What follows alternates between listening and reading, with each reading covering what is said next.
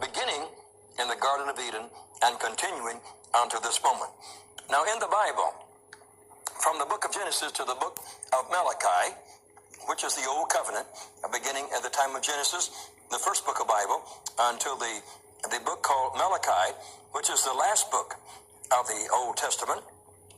In all of these books, every one of them, God warned his people to be free of demon powers, that they were not to be ensnared or entrapped by the power of the devil, but they were to go free. And he used his prophets, and he used his mighty men like Moses and people like this in order to speak to the people that they should not give themselves over to demon worship. And these prophets of the Old Testament would write it down so people would not forget it and pass it on from generation to generation, because in one generation they could serve the living God, and in the very next one they could be serving idols and be serving entities of satanic worship. And Deuteronomy chapter 18 and verse 10, it says, "There shall not be found among you anyone that maketh his son or his daughter to pass through the fire." This was a heathen worship practice. "Or that useth divination, as they do in witchcraft, or an observer of the times, as they do in astrology, or an enchanter, or a witch."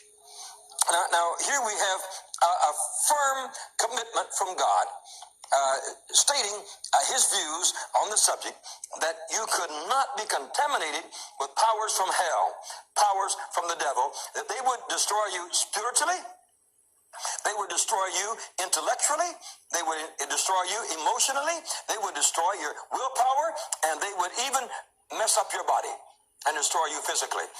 And so here was a warning against witchcraft, not only for you and me right now, but it was given by the great prophet Moses in those olden times. And worse than that, in the book of Leviticus, chapter 20 and verse 6, the Bible says, "And the soul that turneth after such as have familiar spirits." Now, just listen, Americans, please.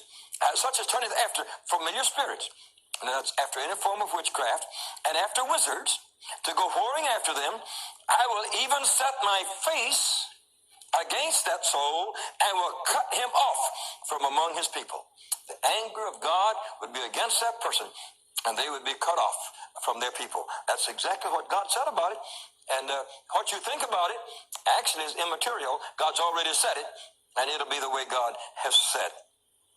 Now, the nation of Israel oftentimes forsook God, the living Jehovah, the one that had redeemed them, the one that was the God of Abraham, Isaac, and Jacob. They could talk with him, they could commune with him, the God of Moses, and that would give them the 10 Commandments to show them how to live every day. That the nation of Israel would forsake God to worship devils. You find that in Deuteronomy chapter 32, verse 17.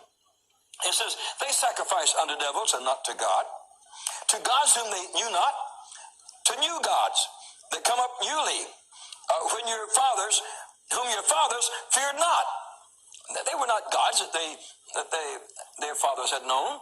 They were something new they'd learned from the pagan people, and they were worshiping devils. They were not worshiping God whatsoever. What's very sad is that oftentimes the leader of a nation, the king, will guide the people wrong. In 2 Chronicles 11 and 5, it says, "He ordained him priests for the high places and for the devils." Imagine a king in Israel ordaining a place for the devils, "and for the calves which he had made." And so here we find top leadership. We have to pray for those that are in power over us. We understand that one of our governors on the West Coast claimed that he did meditations with the guru, and that his religion was the ESP and so forth. Imagine if you got into the presidency and into all your governorships. What would happen in the world today if we turned ourselves over to the devil? You can read history and find out that the unlimited wrath of God would come against the world in which we're living today. In 1